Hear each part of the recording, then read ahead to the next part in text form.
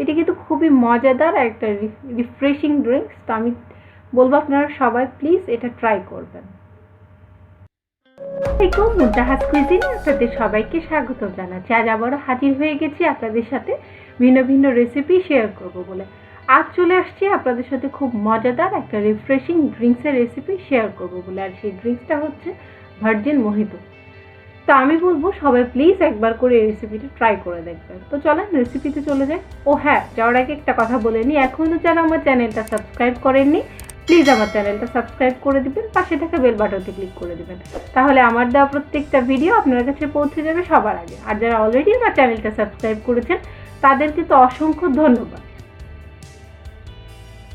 তো চলে আসছি মূল কাজে। এখানে আমি পুদিনা পাতা নিয়েছি, এটা একেবারে ফ্রেশ পুদিনা পাতা। আর এই যে লেবু, আর লেবুগুলোকে এরকম পাতলা পাতলা করে আমি স্লাইস করে নিয়েছি। চেষ্টা করবেন ফ্রেশ পুদিনা পাতা ইউজ করতে। এখানে আমি লবণ নিয়ে নিয়েছি। আজকে আমি পরিমাপগুলো বলবো না, কী কী লাগছে শুধু সেগুলো বলবো। এখানে চিনি নিয়ে নিয়েছি, আর এই যে আমি নিয়ে নিয়েছি 7 আপ। আপনাদের কাছে যদি 7 আপ না থাকে তাহলে এখানে আপনার সোডা পানিটা ইউজ করতে পারবেন।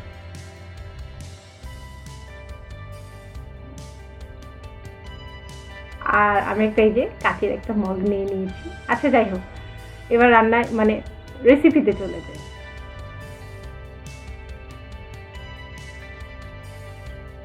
ফার্স্টে আমি এই যে ফ্রেশ পুদিনা পাতা, একেবারেই ফ্রেশ, এই পুদিনা পাতাগুলোকে আমি একটু ছিঁড়ে ছিঁড়ে এই গ্লাসে দিয়ে দিচ্ছি।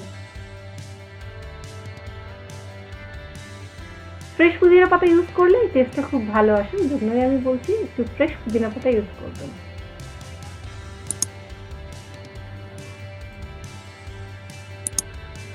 এবার আমি এতে লেবু দিয়ে নিচ্ছি, পুদিনা পাতা দিচ্ছি,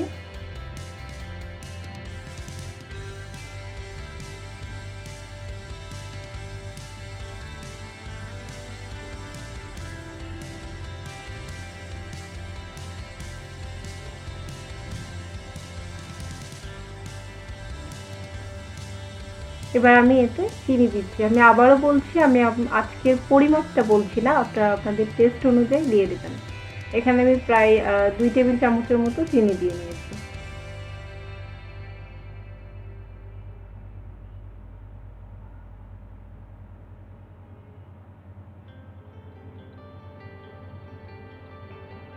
এবার এতে আমি লবণ দিয়ে নিচ্ছি।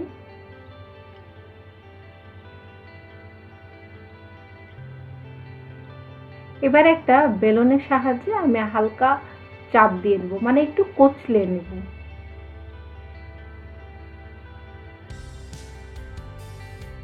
খুব বেশি জোরে কচলাবেন না, এতে করে পুদিনা পাতার যে মানে তেলটা সেটা বের হয়ে যাবে। এতে যদি বের হয় তখন খেতে একটু ভালো লাগবে। তো আস্তে আস্তে করে একটু সময় নিয়ে এই লেবু আর পুদিনা পাতাটাকে একটু ভালো করে কচলে নেবেন।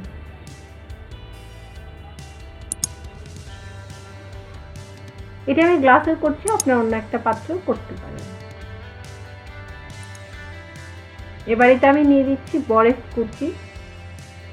যদিও আমার 7 আপটা একটু ঠান্ডা, তাই এখানে বরফ কুচি আমি অল্প দিচ্ছি। এবার এটা আমি 7 আপটা দিয়ে দিচ্ছি। এটি কিন্তু খুবই মজাদার একটা রিফ্রেশিং ড্রিঙ্কস। তো আমি বলবো আপনারা সবাই প্লিজ এটা ট্রাই করবেন। তো এটা আমি 7 আপ দিয়ে নিচ্ছি।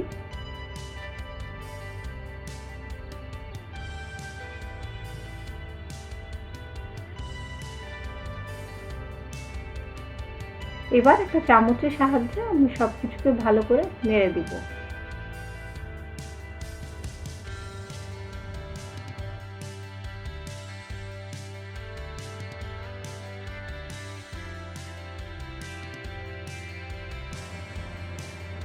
তো এই তো কমপ্লিট আমার খুব মজাদার রিফ্রেশিং ড্রিঙ্কস। আমি একটা লেবুর স্লাইস দিয়ে এটা পরিবেশন করছি। তো আমার ভিডিওটা যদি ভালো লাগে অবশ্যই আমার চ্যানেলটা, আবারও বলছি, প্লিজ সাবস্ক্রাইব করে দিবেন। আর আমার চ্যানেলের প্রত্যেকটা ভিডিওতে লাইক করবেন, শেয়ার করবেন, আর আপনাদের মতামতগুলো কমেন্ট বক্সে জানাবেন। ধন্যবাদ।